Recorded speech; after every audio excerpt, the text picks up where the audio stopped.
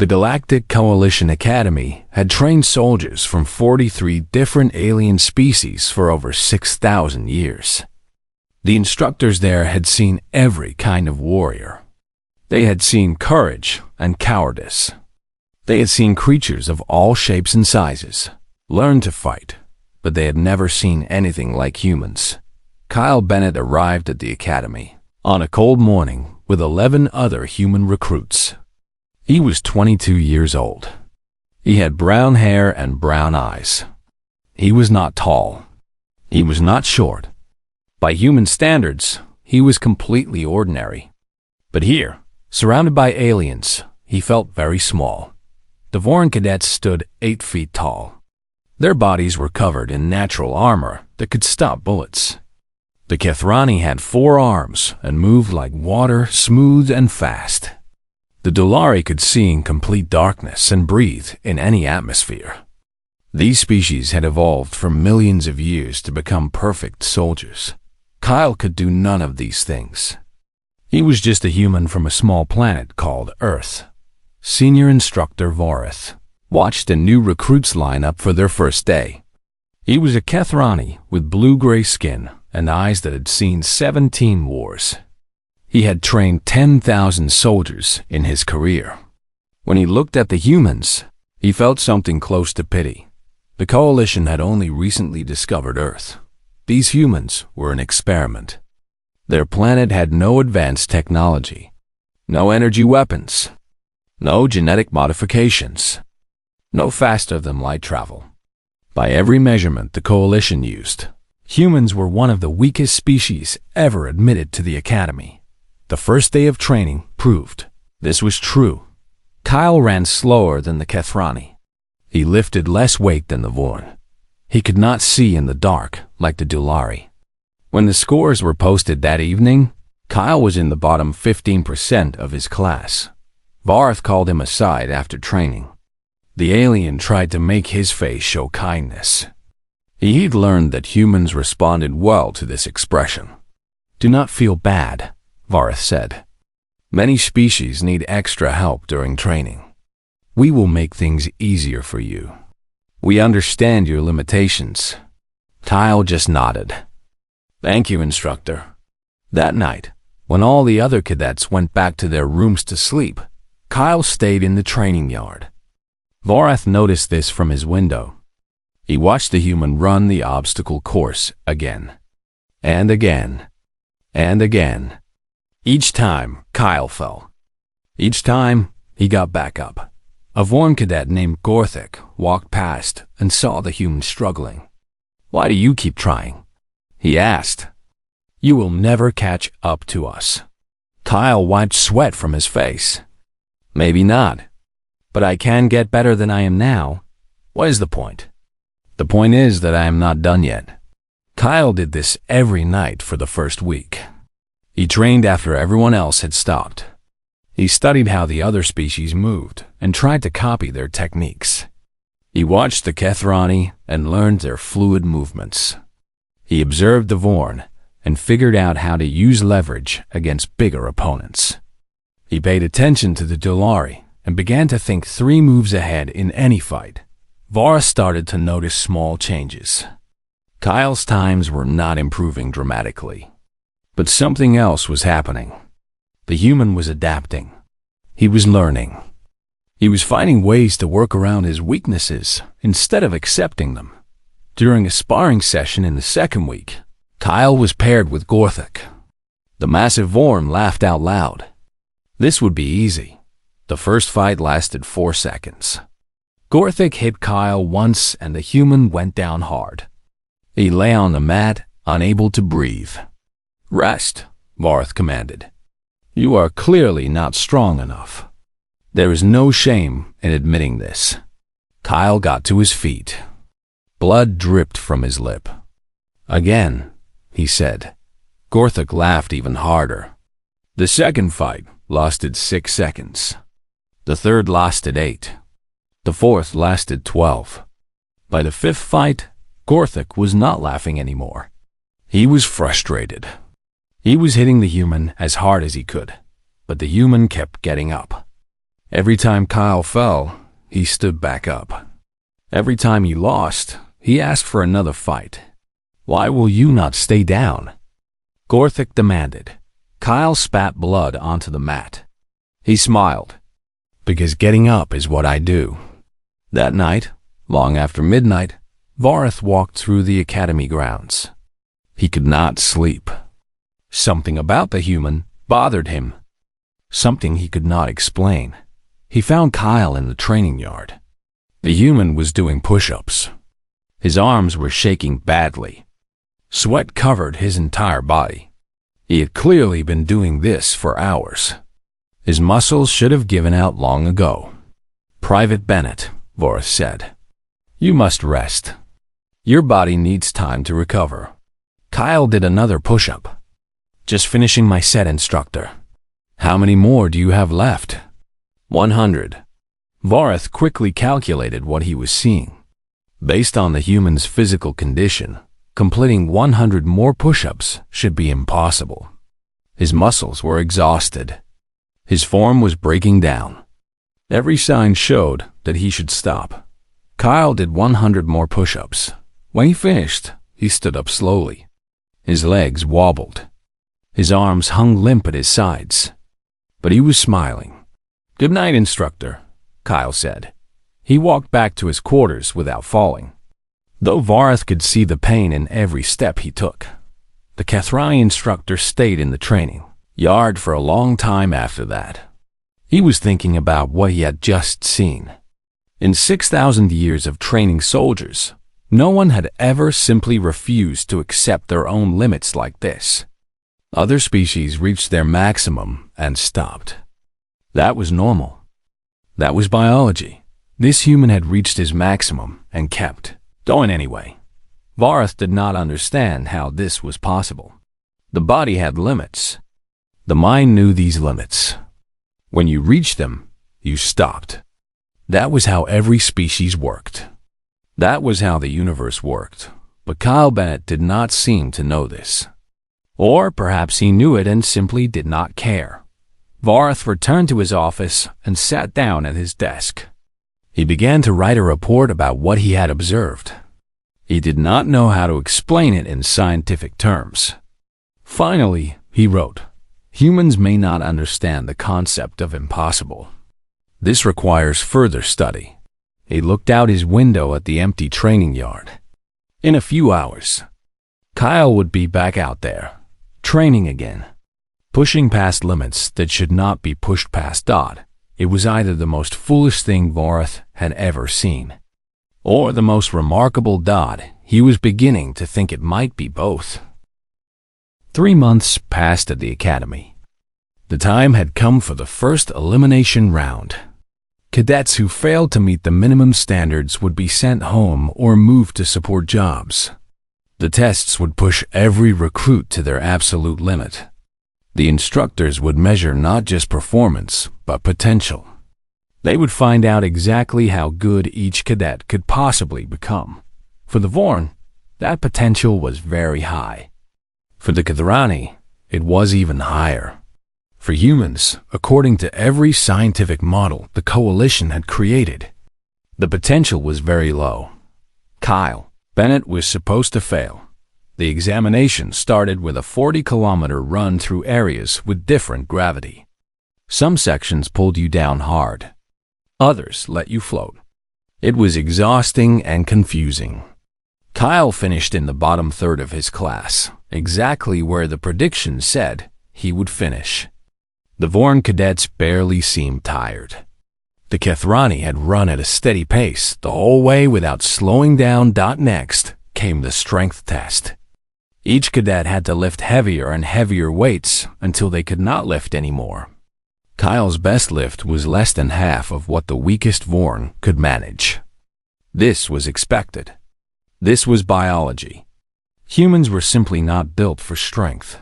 Vareth looked at his tablet and announced, "Private Bennett, you have reached your maximum. You may step down." "Instructor," Kyle said, "I would like to try the next weight." Whispers spread through the watching cadets. The next weight was 40% heavier than what human muscles should be able to lift. The coalition scientists had studied humans carefully. Their models were based on facts. They were not wrong. "You will hurt yourself," Vorth warned. "Maybe." Kyle walked to the bar and positioned himself underneath it. "But I will not know until I try." He lifted the weight. His face turned dark red. The veins in his neck and forehead stood out like ropes. Every muscle in his body screamed in protest. The bar rose slowly, shaking, until Kyle stood completely straight. He held it for 3 seconds. Then he lowered it back down with careful control. The training yard went completely silent. "The next weight," Kyle said. He failed that one. The bar got halfway up before his strength gave out. 2 Vorn cadets had to catch it before it crushed him. Kyle lay on the mat for a full minute, breathing hard, his arms shaking so badly he could not control them. When he finally stood up, Gorthik was staring at him. The Vorn's expression was something Vorth had never seen before. It might have been respect. It might have been fear. It was probably both. "How did you do that?" Gorthik asked. "Our science says it is impossible." Kyle rolled his shoulders and tried to work out the pain. "Your science does not know about stubbornness." That night, Vorth wrote his first official report to the Coalition High Command about human recruits. He explained what he had witnessed. He described how Kyle had lifted weight that should have been impossible for his species. The response came back quickly. "Explain more." Vorth thought for a long time about how to describe what he was seeing. Finally, he wrote, "Humans seem to have a strange relationship with their own limits. Other species accept their biological maximum as absolute fact. Humans treat their maximum as a suggestion. I've watched Private Kyle Bennett exceed his predicted limit 17 times through what I can only call willpower. This should not be possible, but I have documented it happening. I believe this needs serious study." The High Command replied with doubt. Willpower cannot change biology. Vorth looked out his window. Kyle was in the training yard again, doing push-ups in the darkness, even though he had been ordered to rest for 12 hours. He wrote back, "Perhaps not for other species." The next examination was tactical. Cadets were placed in fake combat situations and judged on their decisions under pressure. This, Vorth assumed, would be where humans truly failed. They were slower thinkers than the Kethrani. They lacked the Vorn's natural fighting instincts. They did not have the Dolari's amazing senses. Kyle's squad was dropped into a jungle setting. Their mission was simple: reach the pickup point before the enemy did. The enemy was a group of advanced training robots programmed to fight like veteran coalition soldiers. Within 10 minutes, Kyle's squad was surrounded. Their Kethrani scout had been hit by a sniper robot. Their Vorn heavy fighter was pinned down by enemy fire. Their Dolari tracker was cut off from the main group by every measure. The exercise was over. They had lost. Kyle took command. "Everyone be quiet and listen," he said. His voice cut through the noise and panic. "Here is what we are going to do." His plan was crazy. It broke at least 6 rules of coalition military tactics. It required perfect timing and assumed everything would go exactly right. It worked.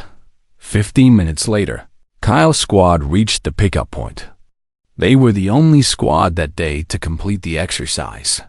Vorth watched the recording 17 times. He could not understand what had happened.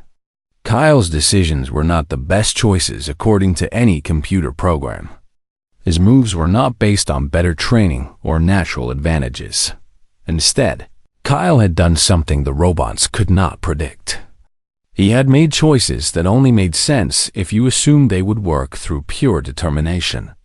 The robots were programmed to fight against logical opponents. Kyle was not logical. Kyle was stubborn. "You took a big risk," Vorth told him later. "Your plan depended on things you could not control." "No, Instructor," Kyle replied. "It depended on things I could influence." There's a difference. What difference? Kyle thought about the question. If I believe something is impossible, I will not try. If I believe it might be possible, I might fail, but at least I have a chance. Humans learned long ago that trying matters more than the odds. And if you had failed? Then we would have learned something and done better next time. Kyle shrugged. That is how humans work. Fall down 7 times. Get up 8.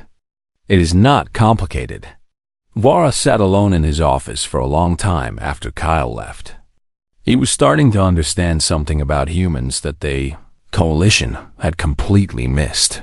Humans were not strong despite being weak. They were strong because they were weak. Every human alive came from ancestors who had survived ice ages, diseases, famines, and wars. They had survived not because they were biologically superior, but because they refused to quit. That stubbornness was not a flaw. It was a survival tool developed over millions of years. Other species had. Evolved armor or speed or strength or intelligence. Humans had evolved the absolute refusal to accept defeat.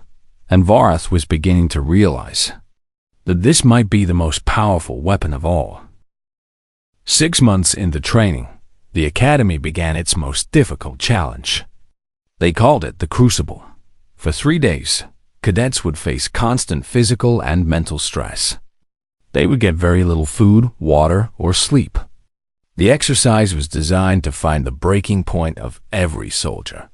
That moment when the mind finally gives up and tells the body to stop. Every species had a breaking point. The Coalition had documented thousands of them over 6,000 years. It was simply biology. Push any creature hard enough, and eventually the mind would surrender to protect the body. The Crucible began at midnight. Kyle's squad was dropped into a frozen wasteland. The temperature was cold enough to kill an unprotected human in minutes. They were given survival gear designed for warm bodies, not human bodies. This meant Kyle had to work twice as hard just to stay warm. By hour 12, 2 Kethrani cadets had quit. By hour 24, half the Vorm were gone. By hour 36, only a few squads remained active. Kyle had not slept at all. He had eaten maybe 500 calories worth of food. His fingers were showing early signs of frostbite. Every step he took was painful. His body was begging him to stop.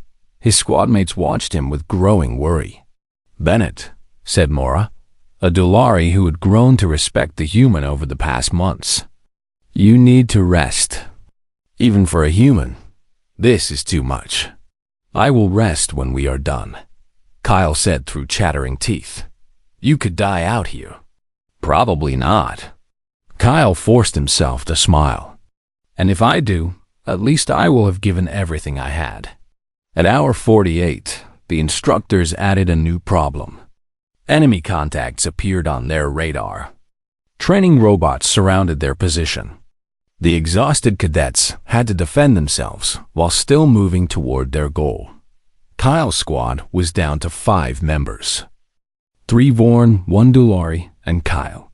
"I will take the front position," Kyle said. Gorthuk, who had changed from mocking Kyle to quietly admiring him, shook his massive head. "You can barely stand."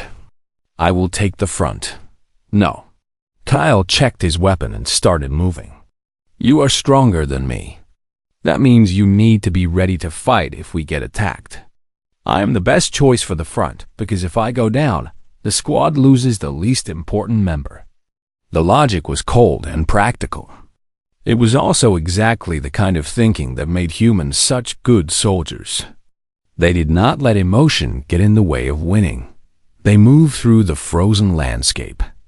Kyle somehow stayed ahead of the Vorn despite being exhausted. Hour 50 passed. Then hour 55. Then hour 60. The finish line was visible in the distance when Kyle finally collapsed. His body simply stopped working. One moment he was walking forward. The next moment he was face down in the snow. His squadmates rushed to help him. Gorthik lifted him easily in his massive arms. "Leave me," Kyle whispered. "I am slowing you down. Finish the mission." "No," Gorthik said. "That is an order. You are not my commanding officer. I am the senior human here. And I am a Vorn who has learned something about honor from watching a human do push-ups in the moonlight for 6 months." Gorthik started walking toward the finish line. "We complete this together or not at all." They crossed the finish line as a squad. Kyle was unconscious, but he was there in the medical area afterward. Vorath stood over Kyle's bed and looked at the human's vital signs. According to every measurement, Kyle should have collapsed at hour 30. His blood sugar had been dangerously low. His body temperature had dropped to levels that normally caused serious harm. His stress hormones had been extremely high. He had kept going for another 30 hours past his breaking point. "How?" Vorath asked when Kyle finally woke up. "Mostly spite." Kyle managed a weak smile. "Also, I really wanted to see the look on everyone's faces when the human finished. You almost died, but I did not." Vorath was quiet for a moment. "The Coalition has trained soldiers for 6,000 years. In all that time, no one has pushed past their breaking point by the amount you did. It should not be possible." "Instructor," Kyle said, his voice still rough. "Where I come from, we have a saying. Whether you think you can or you think you cannot, you are right. I decided I could make it. So I did. And if you had been wrong, then I would have given everything I had to give." Kyle closed his eyes. "That is all any of us can do." After Kyle fell back asleep, Vorath wrote another report to High Command. This one was longer than the others. It described not just Kyle's performance, but the performances of every human recruit over the past 6 months. His conclusion was simple. Humans do not have a breaking point in the normal sense. They have a point where they should break. They appear to be able to choose not to break. I do not understand how this is possible, but I believe it gives them a major advantage that the Coalition has not recognized. The response came back within an hour. Senior Instructor Vorath is asked to present his findings to the Coalition War Council. Human integration into military planning is now a top priority. Vorath looked at Kyle's sleeping form. He wondered if the universe was ready for what humanity represented. He did not think it was. The other species of the galaxy had spent millions of years evolving bodies and minds designed to survive. Humans had spent millions of years evolving something different. They had evolved the ability to keep going when their bodies and minds said to stop. It was not logical. It was not efficient. By every standard the Coalition used, it should not work, but it did work. And that simple fact was going to change everything. Vorath made one final note in his report. Recommend reclassifying humans from support species to frontline combat species. Their physical limitations are less important than their psychological advantages. A human soldier who refuses to accept defeat may be worth 10 soldiers who fight only until reaching their biological limits. He saved the report and sent it. Then he walked to his window and looked out at the training yard. Even from the medical building, he could see the spot where Kyle had done those 100 extra push-ups months ago. That moment, Vorath realized, had been the first sign of something important. He had just been too blind to understand it at the time. Humans did not fight like other species. Humans fought like they had nothing to lose and everything to prove, and that made them the most dangerous soldiers in the galaxy. 1 year after Kyle Bennett arrived at the academy, he graduated at the top of his class. Every computer model said this was impossible. Humans were supposed to be support workers at best. They might become okay soldiers, but never great ones. The numbers did not add up. The biology did not support it. But Kyle had died anyway. He was assigned to the 47th Combined Arms Division. This unit mixed different alien species together to use their different strengths. His commanding officer was a Kethrani named Sareth. She had fought in many battles and did not think much of having a human in her unit. "You will work in supply and transport," she told him on his first day. "That is where humans usually serve." "Commander," Kyle said, "I would like to request a combat position." Sareth crossed her forearms. This was the Kethrani sign for displeasure. The front lines are no place for a human. The front lines are exactly the place for a human who graduated first in his class at the academy. Sareth checked his file on her tablet. Then she checked it again. Her expression changed to something Kyle could not read. "First in your class," she said slowly. "Yes." "Commander, above the Vorn, above the Kethrani." "Yes, yes." "Commander."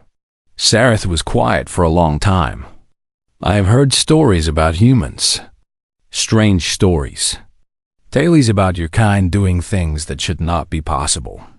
I cannot speak about what is possible, Commander. I only know what I have done." 2 months later, the enemy attacked. The Nexari Collective had been at war with the Coalition for 300 years. They were insect-like beings with no emotions and no mercy. They appeared from a hidden location and immediately started attacking Nexus Station. The 47th Division was on rest time, which meant half their soldiers were scattered across the station in bars and recreation areas. Kyle was drinking in a bar. When the first explosions hit, the lights flickered. Alarms screamed. Through the windows, Kyle could see enemy ships closing in on the station. People started running and screaming. Chaos spread everywhere. Kyle stood up on a table. "Everyone follow me," he shouted. "We are going to the weapons storage." "Who made you the leader?" Avon Sergeant demanded. "Nobody. But I have a plan and you do not." "Anyone have a better idea?" Nobody did. Kyle led his group through the chaos of the station. He moved around Nexari boarding parties, using instincts that seemed almost magical. In truth, he was simply using everything he had learned from hundreds of training exercises.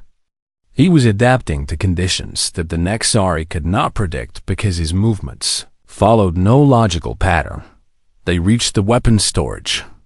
Kyle armed everyone who could hold a gun, including 3 civilians who had never fired a weapon in their lives. "Point at the bugs. Pull the trigger. Do not die," he told them. "Any questions?" There were no questions. For the next 6 hours, Kyle's group fought a running battle through the station hallways. The Nexari had more soldiers. They had better weapons. They had better armor. They had advantages in every measurable way. Kyle did not care about any of that when they were trapped. He found a way around.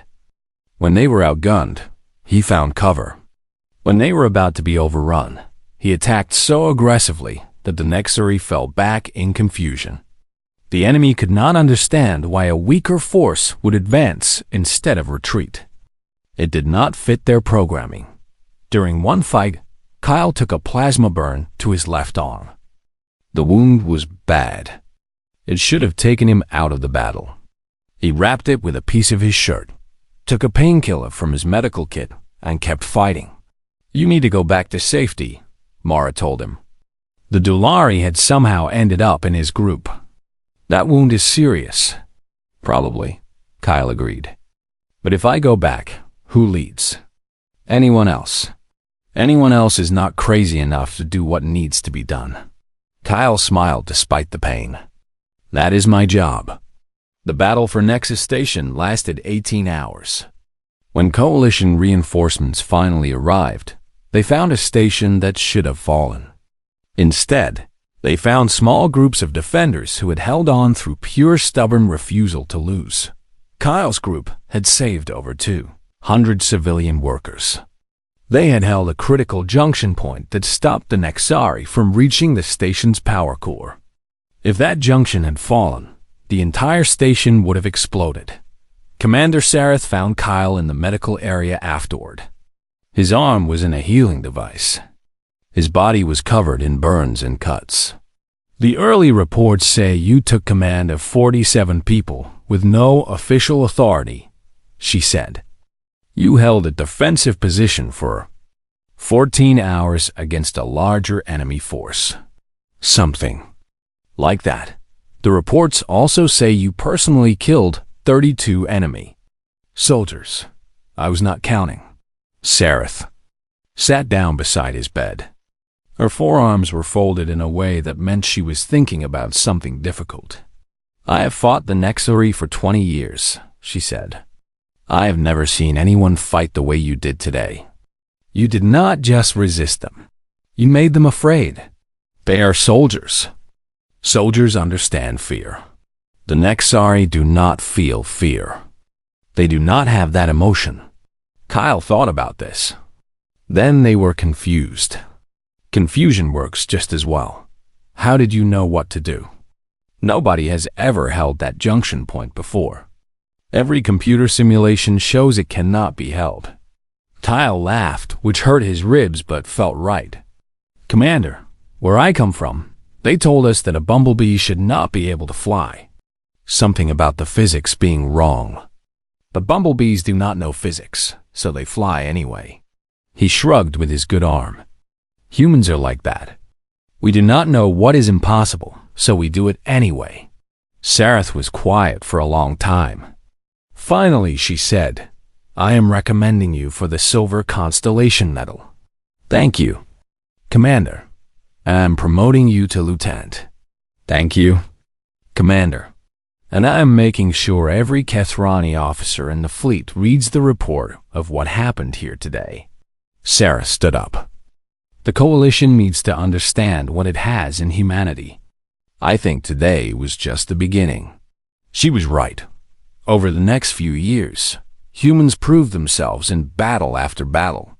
They volunteered for missions no other species would accept. They held positions long after they should have fallen. They found solutions to problems that had confused military planners for centuries. They did this not through superior bodies, but through superior will. The Nexari War ended with a human general leading the final attack on the enemy homeworld. That general was Kyle Bennett. And everyone in the galaxy learned the same lesson that Vorath had learned years before in a training yard. Humans did not know when to quit. That was their greatest weapon. That was what made them terrifying. 10 years after Kyle Bennett arrived at the Galactic Coalition Academy as an ordinary human recruit, he returned as its first human instructor. The galaxy had changed in those years. Humans had proven themselves in war after war. They volunteered for missions no other species would accept. They held ground long after they should have retreated. They solved problems that had confused military leaders for hundreds of years. They did all this not because they were stronger or faster or smarter. They did it because they simply refused to lose. The Nexari War had ended 2 years earlier. A human general had led the final attack. That general was Kyle Bennett. Now, Senior Instructor Bennett stood in the same training yard where he had once done push-ups in the moonlight. He watched a new group of recruits struggle through their first day. Some were Vorn. Some were Kethrani. Some were Dolari. 6 of them were human. Listen carefully, Kyle said to the assembled cadets. Some of you are stronger than me. Some of you are faster. Some of you have natural abilities I could never match. He paused. None of that matters. A young Vorn raised his hand.